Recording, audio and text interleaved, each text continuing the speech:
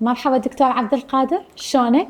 مرحبا ست عائشة، أهلا وسهلا بك. نورتنا اليوم حلقة مميزة إن شاء الله تكون بالمعلومات الصحية اللي تفيد المتابعين. كلش متحمس لهاي الحلقة. حقيقة الأشياء الصحية إيجابية بالنسبة للي محتاجيها، وإحنا نبحث عن هذا الشيء وإن إن شاء الله شاء الله، نحققه. ودائما الناس هم دا تبحث على هذا الشيء ودا تتطور بهذا الشيء. اليوم أريد عندنا 5 أسئلة وأريد معلومات سريعة وصحية للمتابعين. حاضرين إن شاء الله، أهلا وسهلا بكم، وأنا متحمس إنه أنطي المتابعين شيء إيجابي يعني يحقق لهم شيء بحياتهم اليومية إن شاء الله. أكيد دائما يجينا سؤال عن حسب السعرات الحرارية، ومثل ما تعرف إحنا بالمطبخ نهتم بالسعرات الحرارية والوصفات والطعم، بس بصراحة شلون الناس بالبيت يقدرون بدون أخصائي أن يقدرون يحسبون السعرات الحرارية ويعرفوها؟ والله حقيقة احنا موضوع السعرات الحرارية كلش مهم، ان احنا ننظر للاكل كسعرات حرارية. وعندنا معيار انه الاكل اذا كان الشخص اذا اكل الشخص سعرات حرارية مناسبة لمدى استهلاكه لها فراح يحقق وزن ثابت. اما اذا اكل اكثر من السعرات الحرارية اكثر من حاجة الجسم اكيد راح يزيد وزنه، واذا اكل اقل من المطلوب من السعرات الحرارية راح يقل وزنه. حساب السعرات الحرارية مهم جدا، طبعا اكو معادلات واكو تفاصيل، أنا راح أختصرها بشكل سريع وطريقة سريعة مفيدة يعني بشكل عام للمشاهد بدون أن يرجع يلزم حاسبة ويحسب. مهم جدا موضوع السعرات الحرارية إذا أردنا نقيس بالنسبة لنا على الكف اليد.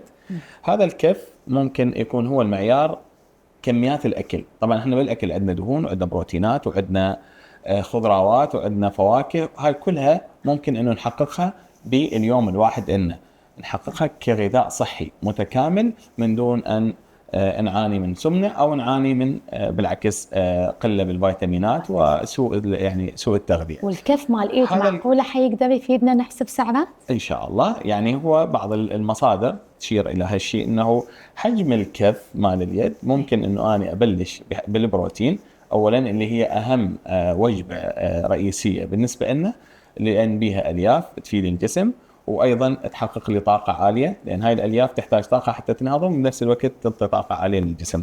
بحجم الكف انا احتاج يوميا قطعه من البروتين، سواء كانت سمك او دجاج او اي نوع من انواع البروتين. اما بالنسبه للكربوهيدرات فممكن اني اقيسها على حجم قبضه اليد، مو كلش مفتوحه، يعني متوسطه الفتحه اللي ممكن تكون ارز يعني رز او اي نوع من انواع الكربوهيدرات معكرونه او غيرها. اما بالنسبه للفواكه فممكن احقق الكف مفتوحه، يعني ممكن بتفاحه او برتقاله او كمثري او يعني اي نوع من انواع الفواكه. بالنسبه الى الحلويات فممكن انه اقيسها باصبعين بها الحجم هذا، احتاج يوميا من الحلويات. وممكن الدهون المفيده او الزبده او غيرها فاحتاج بقدر راس الاصبع، ممكن اقيسها بها الكميه هاي.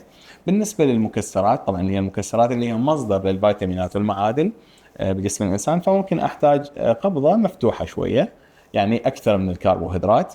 اما بالنسبه للخضروات فالخضروات اللي هي الالياف اللي مهمه بعمليه الهضم وتسريع عمليه الهضم بكل وجبه وامتصاص الماء، كل ما كثرناه كل ما افضل.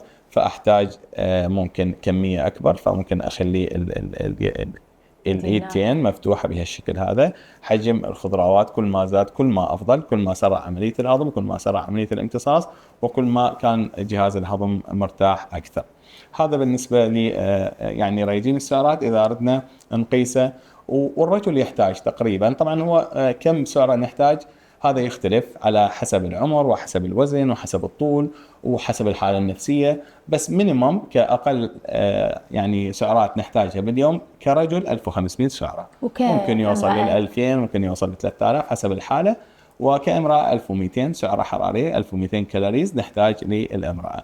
فممكن نحقق توازن ما بين غذائنا الصحي وما بين وزننا وما بين حياتنا الصحية. ومرات يعني اكو اطفال يعانون من السمنه، فإذا الأطفال أي نظام يتبعون مع سعرات حرارية؟ هل مثل ما الرجال أو النساء لو لا لهم سعرات حرارية خاصة؟ يعني إذا ممكن نحكي عن أسباب السمنة بشكل عام، يعني ليش الأطفال يعانون من السمنة؟ ممكن يكون هي أسباب، يعني بشكل عام أسباب السمنة ممكن تكون أسباب هرمونية أو أسباب سلوكية.